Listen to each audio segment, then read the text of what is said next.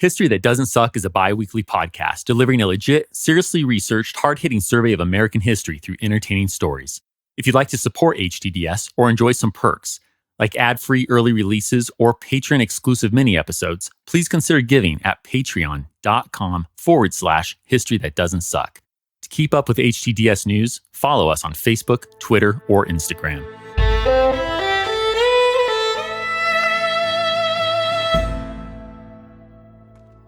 It's September 26th, 1849. A well-dressed 40-year-old man with dark hair, dark eyes, and a full mustache calls at his fiancée's red brick home in Richmond, Virginia. Or is she his fiancée? He says so. But she will later describe what they have as a quote-unquote partial understanding. It's complicated, but perhaps it has to be when teenage sweethearts find each other anew some 2 decades later as widow and widower. Yes, quite a macabre romance. But should we expect anything different from the love life of 19th century America's most celebrated Gothic author and poet, Edgar Allan Poe? Perhaps not. It just seems fitting. Edgar and his love interest, the dark-haired, fair-skinned, and wealthy Elmira Royster Shelton, begin chatting. How long they do, I can't say, but one thing is clear to Elmira. Edgar is sick. She reaches out to feel his pulse. Ooh, her poetic Poe is warm to the touch. That's worrisome. Edgar, or Eddie, as he's sometimes called by those in his closest circles, is meant to ship out in the morning. He's heading to Philadelphia to earn $100 doing editorial work for an amateur poet, then continuing to his current abode in New York to settle affairs before coming back down south. Yet here he is tonight, physically ill and heartbroken at leaving her. This trip seems to be a terrible decision, but at least he's not entirely foolish. Leaving Elmira's place that night, Eddie stops by Dr. John Carter's office. He gets medicine. He also mistakes the good doctor's walking cane for his own on the way out. Nonetheless, Elmira's concern causes her to rise early the next morning to check on her beloved. But she's too late. Eddie's already departed on a steamer. The fevered author's also forgotten his luggage in the process. Edgar's boat arrives in Baltimore on September 28th. What happens next, though, no one can say for sure. Like an unfortunate character in one of his pioneering detective stories, E.A. Poe simply disappears into the ether. At least, for the next 6 days, that is. It's now October 3rd. Dr. Joseph Evans Snodgrass is at his Baltimore 4th Ward home on High Street. Suddenly, an impatient message arrives. He reads the short note with today's date. Dear Sir, there's a gentleman, rather the worse for wear, at Ryan's 4th Ward polls, who goes under the cognomen of Edgar A. Poe, and who appears in great distress. And he says he's acquainted with you, and I assure you he is in need of immediate assistance. Yours, in haste, Joseph W. Walker. The doctor springs to his feet and immediately heads to the 4th Ward voting station at an Irish pub called Gunner's Hall. Located just around the corner on East Lombard Street, the doctor's there within minutes, and he's horrified at what he sees. There, lying in the gutter, is a 40-year-old man. His face is haggard, bloated, unwashed, pale and covered in sweat. His dark hair is unkempt. He isn't well dressed, far from it. He has no vest, no tie. His hat is cheap and made of straw. His shirt, pants, and coat are thin, ill-fitting, second-hand, wrinkled, and soiled. Yet, looking past all of this, the doctor doesn't mistake the sickly man on the ground clutching a fine walking stick. This is Edgar Allan Poe. What has happened since the poet arrived last week? Some speculate he went on a bender. Others say he even went to Philadelphia, then came back. Perhaps he's been assaulted and robbed.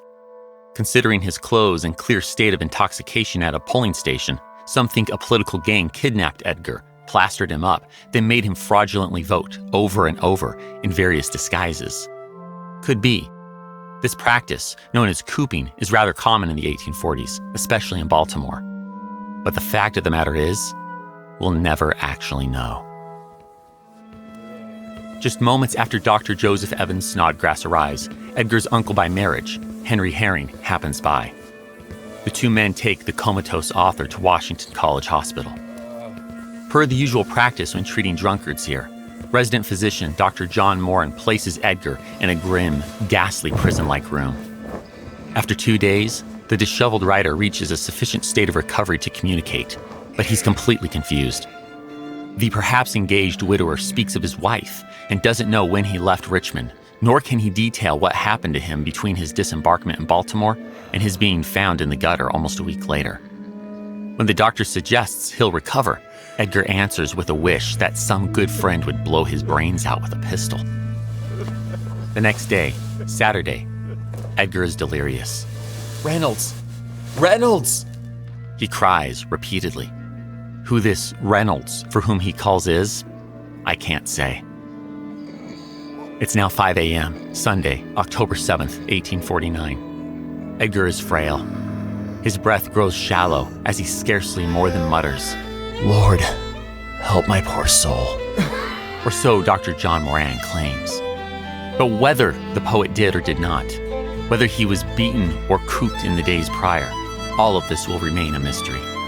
All we know for sure is that, at this moment, his heart has beat its last.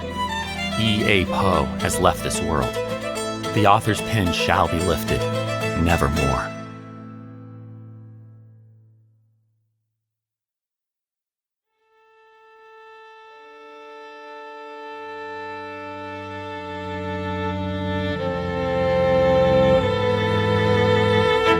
Welcome to History That Doesn't Suck. I'm your professor, Greg Jackson, and I'd like to tell you a story.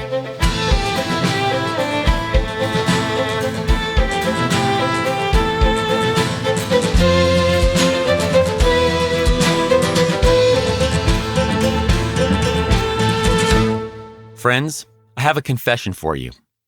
I love Halloween. And after years of considering doing this, I'm going to do it. I'm ever so briefly interrupting our usual chronological march through U.S. history for a Halloween special. Haunted history that doesn't suck, if you will. Or perhaps a blend of haunted history and literature. Having just told you how one of my all-time favorite authors, Edgar Allan Poe, met his end, it is now my pleasure to share some of the prose and poetry of this king of American Gothic with you. I'll tell you 3 twisted tales. First, the Telltale Heart. Second, the Cask of Amontillado. And of course, his greatest poetic hit, The Raven. I'll move right through the first 2 tales without commentary, but as poetry can be a bit trickier, I'll briefly set up The Raven before reciting it. Well, settled into your seat? Lights dim? Listening alone? I certainly hope so. Let us begin.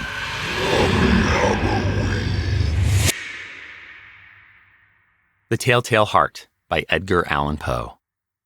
True. Nervous, very, very dreadfully nervous. I had been and am. But why will you say that I am mad? The disease had sharpened my senses, not destroyed, not dulled them. Above all was the sense of hearing acute. I heard all things in the heaven and in the earth. I heard many things in hell. How, then, am I mad? Hearken and observe how healthily, how calmly I can tell you the whole story. It is impossible to say how first the idea entered my brain. But once conceived, it haunted me day and night. Object, there was none. Passion, there was none. I loved the old man. He had never wronged me. He had never given me insult. For his gold, I had no desire. I think it was his eye. Yes, it was this. He had the eye of a vulture, a pale blue eye with a film over it. Whenever it fell upon me, my blood ran cold. And so, by degrees, very gradually, I made up my mind to take the life of the old man and thus rid myself of the eye forever. Now, this is the point. You fancy me mad. Madmen know nothing. But you should have seen me. You should have seen how wisely I proceeded. With what caution, with what foresight, with what dissimulation I went to work. I was never kinder to the old man than during the whole week before I killed him. And every night, about midnight, I turned the latch of his door and opened it, oh so gently. And then, when I had made an opening sufficient for my head, I put in a dark lantern, all closed, that no light shone out, and then I thrust in my head. Oh, you would have laughed to see how cunningly I thrust it in. I moved it slowly, very, very slowly, so that I might not disturb the old man's sleep. It took me an hour to place my whole head within the opening so far that I could see him as he lay upon his bed. Ha! Would a madman have been so wise as this? And then, when my head was well in the room, I undid the lantern cautiously, oh so cautiously, for the hinges creaked. I undid it just so much that a single thin ray fell upon the vulture eye. And this I did for 7 long nights, every night just at midnight. But I found the eye always closed. And so it was impossible to do the work, for it was not the old man who vexed me, but his evil eye. And every morning when the day broke, I went boldly into the chamber and spoke courageously to him, calling him by name in a hearty tone and inquiring how he had passed the night. So you see, he would have been a very profound old man indeed to suspect that every night, just at 12, I looked in upon him while he slept. Upon the 8th night, I was more than usually cautious in opening the door. A watch's minute hand moved more quickly than did mine. Never before that night had I felt the extent of my own powers, of my sagacity. I could scarcely contain my feelings of triumph. To think that there I was, opening the door little by little, and he not even to dream of my secret deeds or thoughts. I fairly chuckled at the idea, and perhaps he heard me, for he moved on the bed suddenly, as if startled. Now, you may think that I drew back, but no. His room was as black as pitch with the thick darkness, for the shutters were close fastened through fear of robbers. And so I knew that he could not see the opening of the door, and I kept pushing it on steadily. I had my head in and was about to open the lantern when my thumb slipped upon the tin fastening, and the old man sprang up in his bed, crying out, "Who's there?" I kept quite still and said nothing. For a whole hour I did not move a muscle, and in the meantime, I did not hear him lie down. He was still sitting up in the bed, listening, just as I have done night after night, hearkening to the death watches in the wall. Presently, I heard a slight groan, and I knew it was the groan of mortal terror. It was not a groan of pain or of grief. Oh no, it was the low, stifled sound that arises from the bottom of the soul when overcharged with awe. I knew the sound well. Many a night, just at midnight, when all the world slept, it had welled up from my own bosom, deepening with its dreadful echo the terrors that distracted me. I say, I knew it well. I knew what the old man felt and pitied him, although I chuckled at heart. I knew that he had been lying awake ever since the first slight noise when he had turned in the bed. His fears had been ever since growing upon him. He had been trying to fancy them causeless, but he could not. He had been saying to himself, "It is nothing but the wind in the chimney. It is only a mouse crossing the floor." Or, "It is merely a cricket which has made a single chirp." Yes, he had been trying to comfort himself with these suppositions, but he had found all in vain. All in vain, because death, in approaching him, had stalked with his black shadow before him and enveloped the victim. And it was the mournful influence of the unperceived shadow that caused him to feel, although he neither saw nor heard, to feel the presence of my head within the room. When I had waited a long time, very patiently, without hearing him lie down, I resolved to open a very, very little crevice in the lantern. So I opened it. You cannot imagine how stealthily, until at length a simple dim ray, like the thread of the spider, shot from out the crevice and fell upon the vulture eye. It was open, wide open, and I grew furious as I gazed upon it. I saw it with perfect distinctness, all a dull blue with a hideous veil over it that chilled the very marrow in my bones.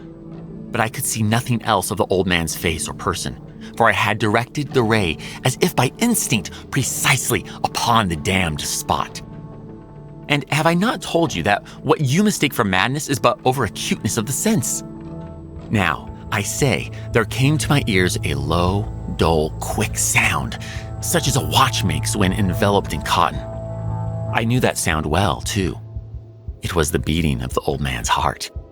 It increased my fury, as the beating of a drum stimulates the soldier into courage. But even yet I refrained and kept still. I scarcely breathed. I held the lantern motionless. I tried how steadily I could maintain the ray upon the eve. Meantime, the hellish tattoo of the heart increased.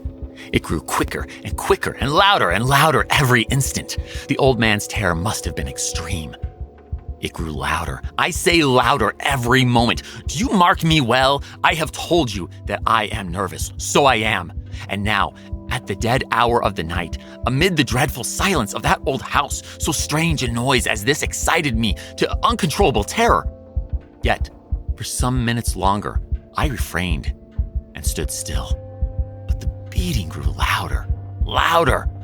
I thought the heart must burst. And now, a new anxiety seized me. The sound would be heard by a neighbor. The old man's hour had come. With a loud yell, I threw open the lantern and leaped into the room. He shrieked once only. In an instant, I dragged him to the floor and pulled the heavy bed over him. I then smiled gaily to find the deed so far done. But for many minutes, the heart beat on with a muffled sound. This, however, did not vex me. It would not be heard through the wall. At length it ceased. The old man was dead. I removed the bed and examined the corpse. Yes, he was a stone dead. I placed my hand upon the heart and held it there many minutes. There was no pulsation. He was stone dead. His eye would trouble me no more. If still you think me mad, you will think so no longer when I describe the wise precautions I took for the concealment of the body. The night waned. I worked hastily, but in silence. First of all, I dismembered the corpse. I cut off the head and the arms and the legs. I then took up 3 planks from the flooring of the chamber and deposited all between the scantlings.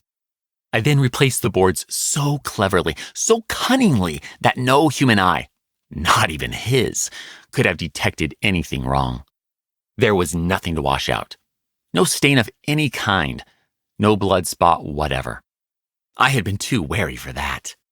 A tub had caught it all. When I had made an end of these labors, it was 4 o'clock, still dark as midnight. As the bell sounded the hour, there came a knocking at the street door. I went down to open it with a light heart, for what had I now to fear? There entered 3 men, who introduced themselves, with perfect suavity, as officers of the police. A shriek had been heard by a neighbor during the night. Suspicion of foul play had been aroused. Information had been lodged at the police office, and they, the officers, had been deputed to search the premises. I smiled. For what had I to fear? I bade the gentleman welcome. The shriek, I said, was my own in a dream. The old man, I mentioned, was absent in the country. I took my visitors all over the house. I bade them search well. I led them at length to his chamber. I showed them his treasures, secure, undisturbed. In the enthusiasm of my confidence, I brought chairs into the room and desired them here to rest from their fatigues, while I myself, in the wild audacity of my perfect triumph, placed my own seat upon the very spot beneath which reposed the corpse of the victim. The officers were satisfied. My manner had convinced them. I was singularly at ease. They sat, and while I answered cheerily, they chatted of familiar things.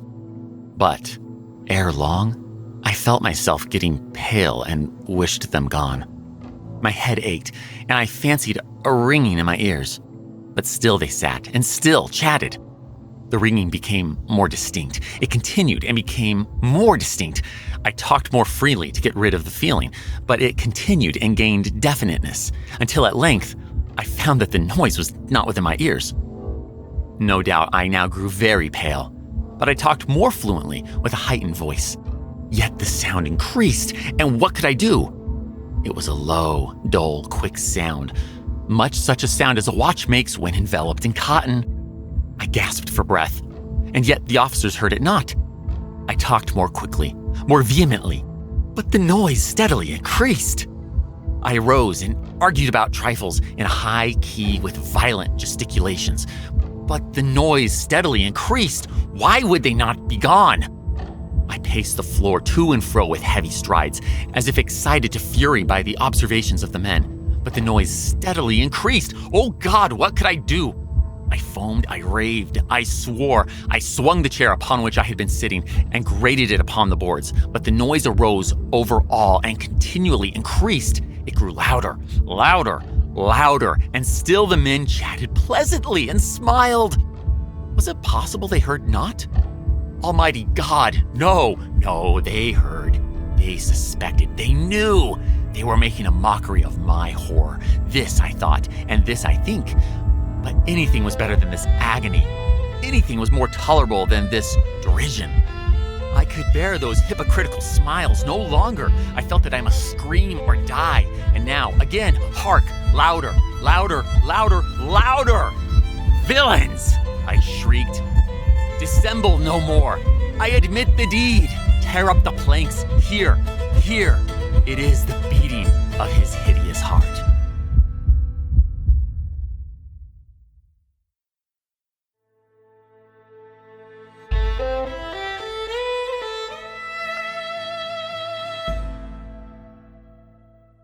The Cask of Amontillado by Edgar Allan Poe. The 1,000 injuries of Fortunato I had borne as I best could. But when he ventured upon insult, I vowed revenge. You, who so well know the nature of my soul, will not suppose, however, that I gave utterance to a threat. At length, I would be avenged. This was a point definitively settled. But the very definitiveness with which it was resolved precluded the idea of risk. I must not only punish, but punish with impunity. A wrong is unredressed when retribution overtakes its redresser. It is equally unredressed when the avenger fails to make himself felt as such to him who has done the wrong. It must be understood that neither by word nor deed had I given Fortunato cause to doubt my goodwill. I continued, as was my wont, to smile in his face, and he did not perceive that my smile now was at the thought of his immolation. He had a weak point, this Fortunato, although in other regards he was a man to be respected and even feared. He prided himself on his connoisseurship in wine. Few Italians have the true virtuoso spirit. For the most part, their enthusiasm is adopted to suit the time and opportunity, to practice imposture upon British and Austrian millionaires. In painting and gemmery, Fortunato, like his countrymen, was a quack. But in the matter of old wines, he was sincere. In this respect, I did not differ from him materially. I was skillful in the Italian vintages myself, and bought largely whenever I could. It was about dusk one evening during the supreme madness of the carnival season that I encountered my friend. He accosted me with excessive warmth, for he had been drinking much. The man wore motley. He had on a tight-fitting, party-striped dress, and his head was surmounted by the conical cap and bells. I was so pleased to see him that I thought I should never have done wringing his hand. I said to him, "My dear Fortunato, you are luckily met. How remarkably well you are looking today. But I have received a pipe of what passes for Amontillado, and I have my doubts." "How?" said he. "Amontillado? A pipe? Impossible, and in the middle of the carnival." "I have my doubts," I replied, "and I was silly enough to pay the full Amontillado price without consulting you in the matter. You were not to be found, and I was fearful of losing a bargain. Amontillado. I have my doubts. Amontillado, and I must satisfy them. Amontillado? As you are engaged, I am on my way to see Lucchesi. If anyone has a critical turn, it is he. He will tell me, Lucchesi cannot tell Amontillado from sherry. And yet some fools will have it that his taste is a match for your own. Come, let us go." "Whither?" "To your vaults." "My friend, no. I will not impose upon your good nature. I perceive you have an engagement. Lucchesi—" "I have no engagement." "Come." "My friend, no. It is not the engagement, but the severe cold with which I perceive you are afflicted. The vaults are insufferably damp. They are encrusted with niter. Let us go nonetheless. The cold is merely nothing. Amontillado! You have been imposed upon.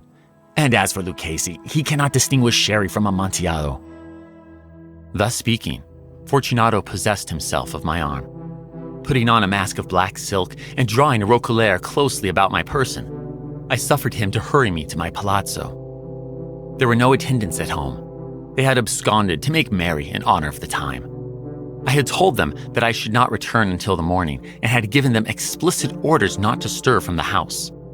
These orders were sufficient, I well knew, to ensure their immediate disappearance, one and all, as soon as my back was turned. I took from their sconces 2 flambeaux and giving one to Fortunato, bowed him through several suites of rooms to the archway that led into the vaults. I passed down a long and winding staircase, requesting him to be cautious as he followed. We came at length to the foot of the descent and stood together on the damp ground of the catacombs of the Montresors. The gait of my friend was unsteady, and the bells upon his cap jingled as he strode. "The pipe," said he. "It is farther on," said I. "But observe the white webwork which gleams from these cavern walls." He turned towards me and looked into my eyes with 2 filmy orbs that distilled the rheum of intoxication. "Niter?" he asked at length. "Niter," I replied. "How long have you had that cough?"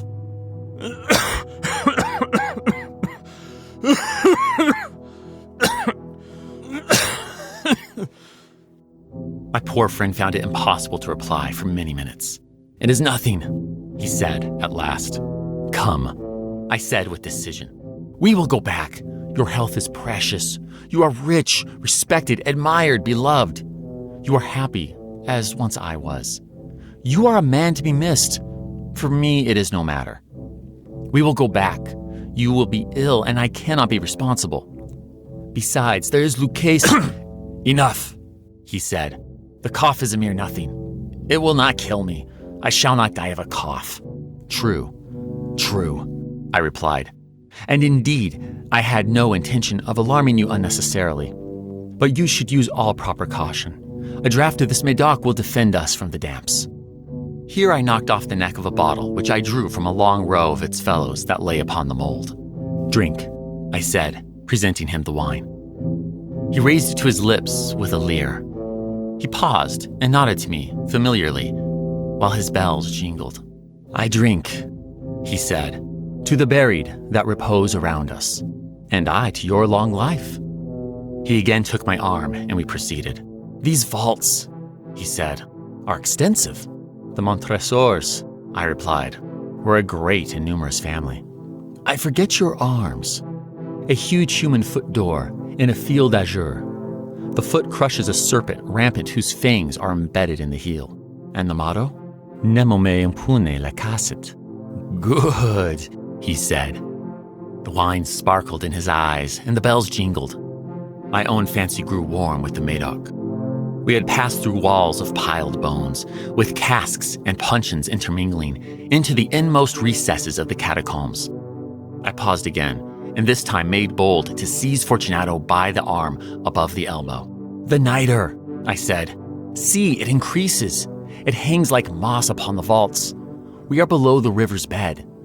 The drops of moisture trickle among the bones. Come, we will go back ere it is too late. Your cough..." "It is nothing," he said. "Let us go on. But first, another draught of the Medoc." I broke and reached him another flagon of de Grave. He emptied it at a breath. His eyes flashed with a fierce light. He laughed and threw the bottle upwards with a gesticulation I did not understand. I looked at him in surprise. He repeated the movement, a grotesque one.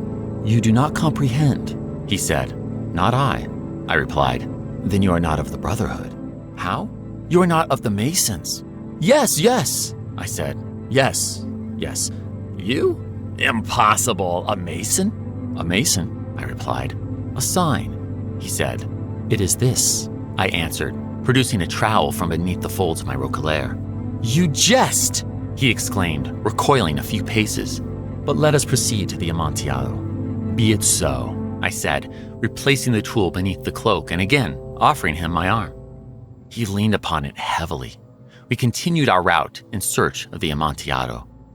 We passed through a range of low arches, descended, passed on, and descending again, arrived at a deep crypt in which the foulness of the air caused our flambeau rather to glow than flame. At the most remote end of the crypt, there appeared another, less spacious. Its walls had been lined with human remains, piled to the vault overhead, in the fashion of the great catacombs of Paris. 3 sides of this interior crypt were still ornamented in this manner. From the 4th, the bones had been thrown down and lay promiscuously upon the earth, forming at one point a mound of some size. Within the wall thus exposed by the displacing of the bones, we perceived a still interior recess, in depth about 4 feet, in width 3, in height 6 or 7. It seemed to have been constructed for no especial use in itself, but formed merely the interval between 2 of the colossal supports of the roof of the catacombs, and was backed by one of their circumscribing walls of solid granite. It was in vain that Fortunato, uplifting his dull torch, endeavored to pry into the depths of the recess. Its termination the feeble light did not enable us to see. "Proceed," I said.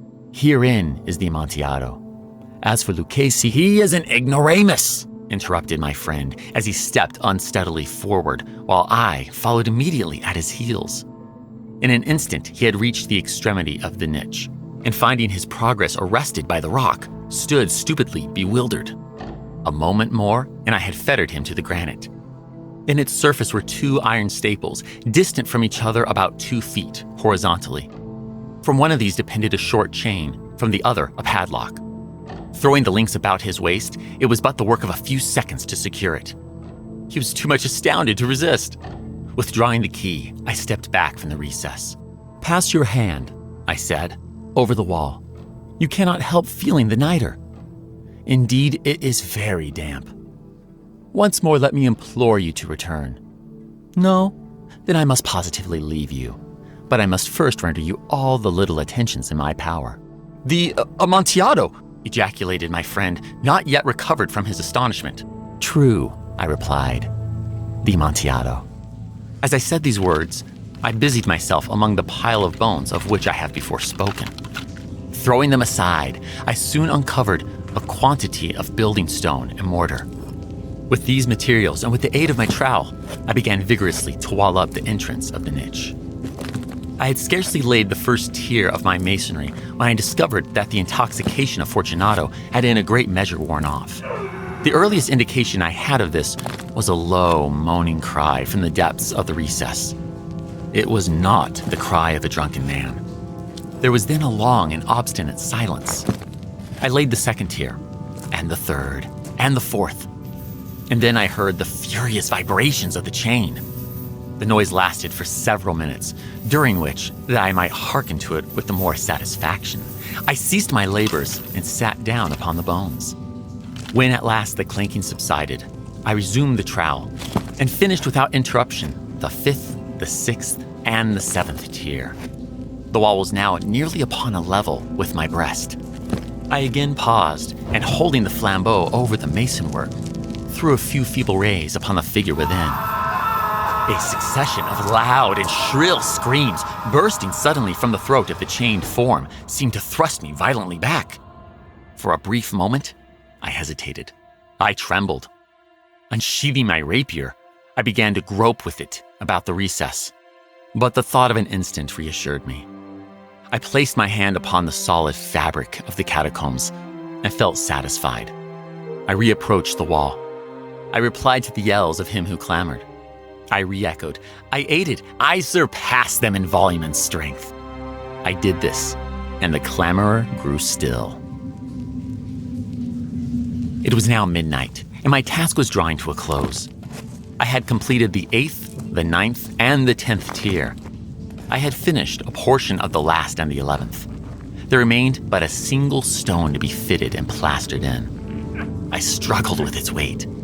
I placed it partially in the destined position. But now there came from out of the niche a low laugh that erected the hairs upon my head.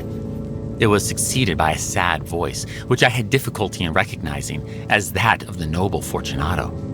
The voice said,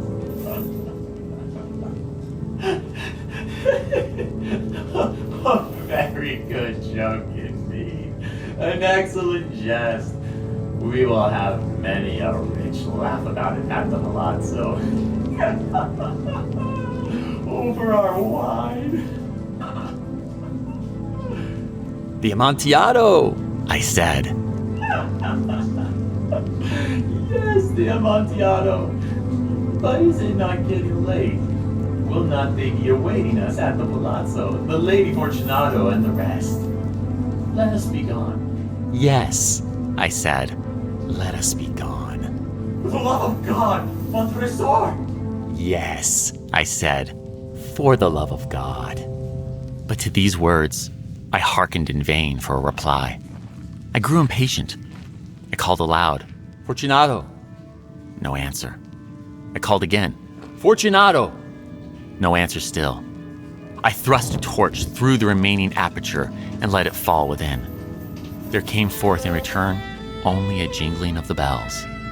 My heart grew sick on account of the dampness of the catacombs. I hastened to make an end of my labor. I forced the last stone into its position. I plastered it up. Against the new masonry, I re-erected the old rampart of bones. For the half of a century, no mortal has disturbed them. In pace requiescat.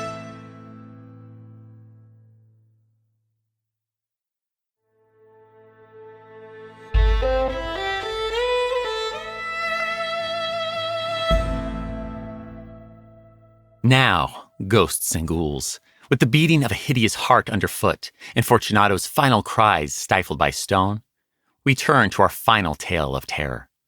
Edgar Allan Poe's The Raven. This is without a doubt the most famous of Edgar's poems and stories, as evidenced by its numerous references in pop culture and retellings in various mediums. It even got mentioned in the first Simpsons Treehouse of Horror. Given that level of notoriety, it seems befitting that before telling the story, I should elaborate a bit on some of the imagery in and meaning of the melancholy tale. Not that I can give you a definitive interpretation. Good luck with that on any masterful work of literature. But here is a quick walkthrough and broad strokes on what we might make of E.A. Poe's masterpiece. Put simply, The Raven is a poem about death, and for Edgar, it isn't a pretty picture. Right out the gate, he flips the cheerful story opening of Once Upon a Time by hitting us with Once Upon a Midnight Dreary. From there, we meet our narrating protagonist, a student or scholar who's reading volumes of forgotten lore in an attempt to mend his broken heart as he mourns the death of his lover, Lenore. But all the wisdom of the ages found in his books of learning won't help our despondent intellectual. Instead, he hears a tapping outside that leads to the very symbol of death itself, the raven, entering his room. Worse still, the fiery fowl plants itself right on top of the learned man's bust of the Greek goddess of wisdom. Now, you might be thinking Athena, and you're right, but she's also known as Pallas, a name she took while grieving the death of a friend by that same name. Keep that in mind when you hear about the raven perched on top of a bust of Pallas, that is, Athena, in the poem. It's a powerful scene as it depicts the symbol of death putting underfoot, or claw rather, reason and wisdom. And we aren't done with the ancient Greco-Roman references yet. Our scholar will inform us that the raven comes from, quote, the night's Plutonian shore, close quote. Pluto, of course, is the god of the underworld. In other words, this bird of death even hails from the land of the dead. At first, the narrator is amused by the raven and tries speaking with it, as the raven replies with that immortal phrase, nevermore. And yes, ravens, like parrots, are able to talk, or at least mimic what someone is saying. Thus, our learned young man logically concludes the bird is just repeating something picked up from some other unfortunate soul. But again, reason fails in the face of this symbol of death.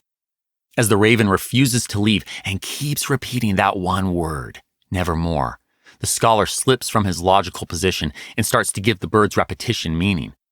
Specifically, he comes to think that the fowl is telling him that the thought of death, whether his own or his lover's, will never leave him.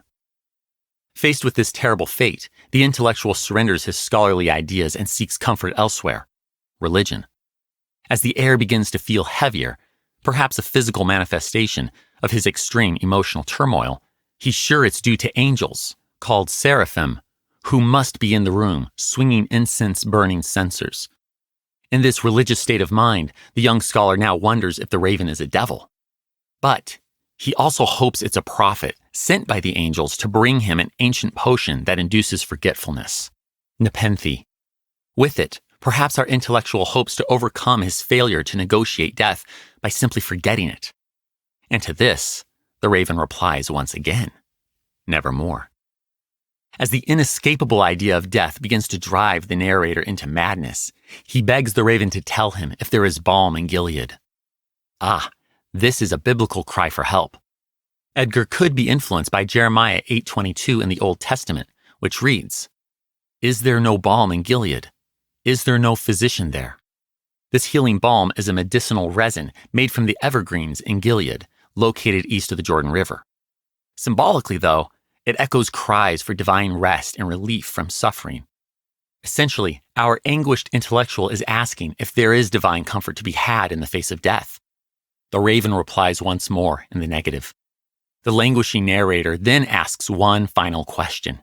If in some distant Aden, meaning Eden, the heavenly paradise, he shall once again be with his beloved Lenore. And to this, the raven utters a heartbreaking nevermore. Seeing that neither reason nor the divine are able to spare him, the desperate man orders the raven to leave, but this is to no avail. The raven remains firmly planted atop Pallas Athena's defeated head and casts a shadow, the shadow of death, over our dejected protagonist. And no matter what he says or does, he will never escape this shadow. Okay, so Edgar Allan Poe is quite the Debbie Downer. But why then, if that's the case, do so many love this poem so much? Perhaps the answer is found in the Cambridge Companion to the Gothic, which says that we are, quote, fascinated by the strange beauty of sorrow, close quote. And there is beauty in the way Edgar presents this tale of insurmountable death. Or maybe we don't even care about the content as much as the delivery. After all, Edgar put thought into appealing to average people, the masses, and further, he considered poetry passion, a pure art that doesn't require a deep meaning. For Edgar, poetry wasn't about purpose. The aesthetic and beauty of sounds was a higher calling in and of itself. I think you'll see that in this poem. Take note when you hear his masterful use of alliteration, such as when our morbid poet describes the raven as being grim, ungainly, ghastly, and gaunt. But that's enough of me talking. Now that you have some thoughts and context, we'll let Edgar speak for himself. This is the last version he approved of, published in September 1849, just before he set off on his own deadly trip to Baltimore. Ladies and gentlemen, I give you The Raven by Edgar Allan Poe. Once upon a midnight dreary, while I pondered, weak and weary, over many a quaint and curious volume of forgotten lore, while I nodded, nearly napping, suddenly there came a tapping, as of someone gently rapping at my chamber door. "'Tis some visitor," I muttered, "tapping at my chamber door. Only this and nothing more." Ah, distinctly, I remember. It was in the bleak December, and each separate dying ember wrought its ghost upon the floor. Eagerly, I wished the morrow. Vainly, I had sought to borrow from my books surcease of sorrow. Sorrow for the lost Lenore, for the rare and radiant maiden whom the angels name Lenore, nameless here forevermore. And the silken, sad, uncertain rustling of each purple curtain thrilled me, filled me with fantastic terrors never felt before, so that now, to still the beating of my heart, I stood repeating, "'Tis some visitor entreating entrance at my chamber door, some late visitor entreating entrance at my chamber door. This it is, and nothing more." Presently, my soul grew stronger, hesitating then no longer. "Sir," said I, "or madam, truly your forgiveness I implore. But the fact is I was napping, and so gently you came rapping, and so faintly you came tapping at my chamber door, that I scarce was sure I heard you. Here I opened wide the door. Darkness there, and nothing more. Deep into that darkness peering, long I stood there, wondering, fearing, doubting, dreaming dreams no mortal ever dared to dream before. But the silence was unbroken, and the stillness gave no token, and the only word there spoken was the whispered word. "Lenore?" This I whispered, and an echo murmured back the word. "Lenore." Merely this, and nothing more. Back into the chamber turning, all my soul within me burning, soon again I heard a tapping somewhat louder than before. "Surely," said I, "surely that is something at my window lattice. Let me see, then, what thereat is, and this mystery explore. Let my heart be still a moment, and this mystery explore. 'Tis the wind, and nothing more." Open here I flung the shutter, when, with many a flirt and flutter, in there stepped the stately raven of the saintly days of yore. Not the least obeisance made he, not a minute stopped or stayed he, but with mien of lord or lady, perched above my chamber door. Perched upon a bust of Pallas, just above my chamber door. Perched and sat, and nothing more. Then this ebony bird, beguiling my sad fancy into smiling, by the grave and stern decorum of the countenance it wore. "Though thy crest be shorn and shaven, thou," I said, "art sure no craven, ghastly grim and ancient raven, wandering from the nightly shore. Tell me what thy lordly name is on the night's Plutonian shore." Quoth the raven, "Nevermore." Much I marveled, this ungainly fowl to hear discourse so plainly, though its answer little meaning, little relevancy bore, for we cannot help agreeing that no living human being ever yet was blessed with seeing bird above his chamber door, bird or beast upon the sculpted bust above his chamber door, with such name as Nevermore. But the raven, sitting lonely on the placid bust, spoke only that one word, as if his soul in that one word he did outpour. Nothing farther than he uttered, not a feather than he fluttered, till I scarcely more than muttered. Other friends have flown before. On the morrow he will leave me, as my hopes have flown before. Then the bird said, "Nevermore." Startled at the stillness broken by reply so aptly spoken, "Doubtless," said I, "what it utters is its only stock and store, caught from some unhappy master, whom unmerciful disaster followed fast and followed faster, till his songs one burden bore, till the dirges of his hope that melancholy burden bore, of nevermore." But the raven, still beguiling my sad fancy into smiling, straight I wheeled a cushioned seat in front of bird and bust and door. Then upon the velvet sinking, I betook myself to linking fancy unto fancy, thinking what this ominous bird of yore, what this grim, ungainly, ghastly, gaunt, and ominous bird of yore meant in croaking, "Nevermore." This I sat engaged in guessing, but no syllable expressing to the fowl whose fiery eyes now burned into my bosom's core. This and more I sat divining, with my head at ease reclining on the cushion's velvet lining that the lamplight gloated o'er, but whose velvet violet lining, with the lamplight gloating o'er, she shall press, nevermore. Then, methought the air grew denser, perfumed from an unseen censer, swung by seraphim, whose footfalls tinkled on the tufted floor. "Wretch," I cried, "thy God hath lent thee. By these angels he hath sent thee respite, and nepenthe from thy memories of Lenore. Quaff, oh quaff this kind nepenthe, and forget this lost Lenore." Quoth the raven, "Nevermore."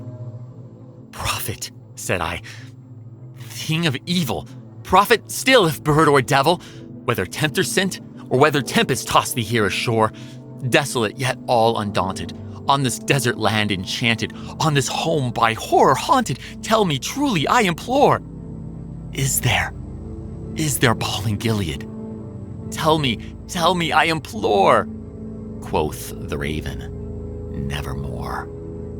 "Prophet," said I, "thing of evil, prophet still if bird or devil, by that heaven that bends above us, by that God we both adore, tell this soul with sorrow laden, if within the distant Aden it shall clasp a sainted maiden whom the angels name Lenore, clasp a rare and radiant maiden whom the angels name Lenore."